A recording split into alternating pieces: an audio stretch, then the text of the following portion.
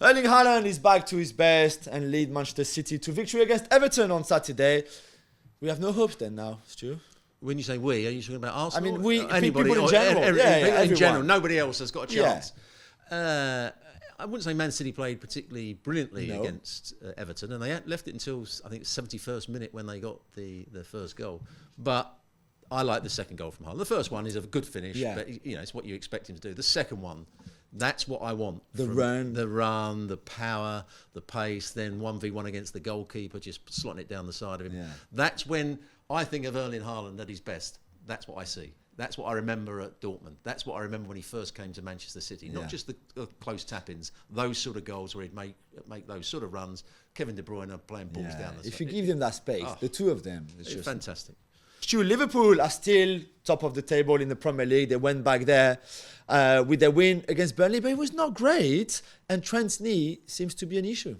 Yeah, it wasn't great, but they did enough. There was a couple of chances. I think the worst thing was their defensive problems. There was a couple of times Fofana's running through, and those two chances. That would have pulled them back into the game, and he should really take them. Yeah, and that was a flaw in Liverpool's play. They didn't play with great dynamism. I didn't think. I think the Arsenal game took a little bit out of them. In terms of not in terms of physicality, in terms of mental.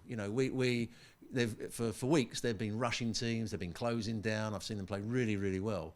And that Arsenal game, I think, took them by surprise or shocked them. Yeah, we were second best by a long way, and they didn't quite get it together against Burnley. Alexander-Arnold's knee, that's a problem. It was not a problem for them defensively because they're better with other people in a defensive position, but they're going to miss his passing, of course, and hopefully he gets himself back in shape. Bruno Guimaraes was the shining light for Newcastle win away at Forest on Saturday. Stu, do you think he's underrated?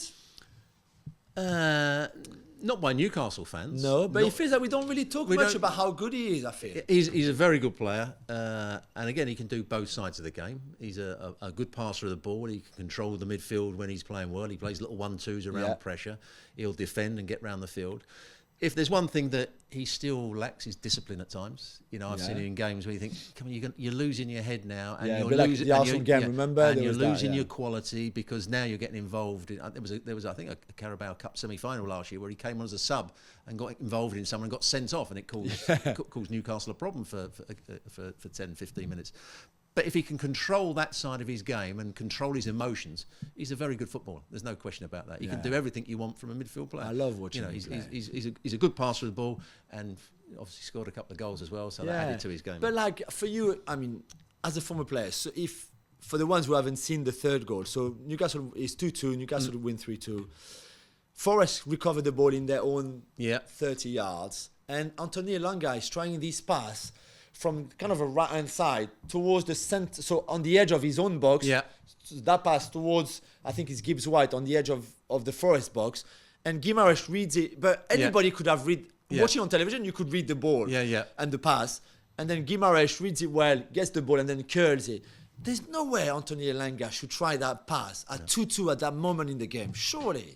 It drives me mad. But you're seeing more and more of that in football, that the passes that are so risky are being encouraged by coaches now. It's almost how many. We're going to talk about Tottenham, Brighton later on. How many times do teams give the ball away in bad areas? And it causes goals. The way balls are turned over in bad areas at the moment is getting higher and higher. But it adds to the excitement of the game. You have to say. Yeah, that's very true.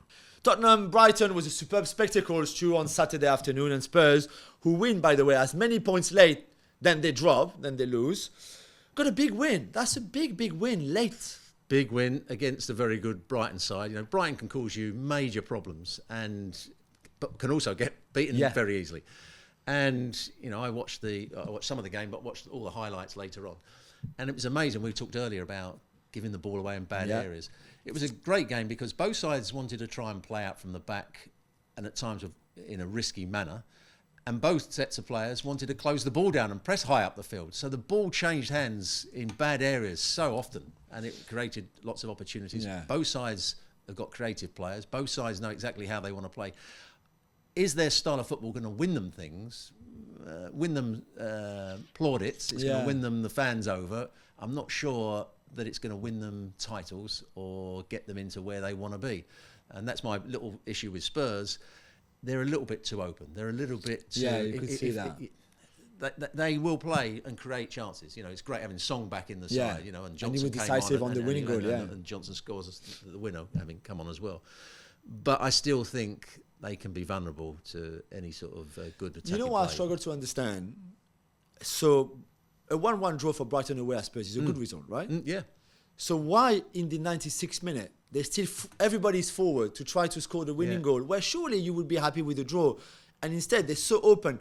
It's so easy for Son to go on that left and cross the ball for Johnson. I think Estupiñán first is hoping that he's offside. But once you stop, even for a brief second, it's too late, and then you're half a second late, and Johnson has a tap in. And then, but the other way you could look at it, Brighton had 2 or 3 chances very near the end where they could have gone and won the game, and that's their philosophy. We're going to go and win this game. I guess so. Mitoma gets down the outside. I guess so, maybe.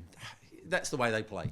Brighton don't expect to be in the top 4. They don't expect maybe to be in the top 6. What they expect is them to play good football, win games against big sides, lose games against other sides, be mid-table and entertain their crowd. If I was a manager, though, and I know De Zerbi would want them to try and win the game, but if you can't win it, just don't lose it. And certainly not like that. So cheaply like that.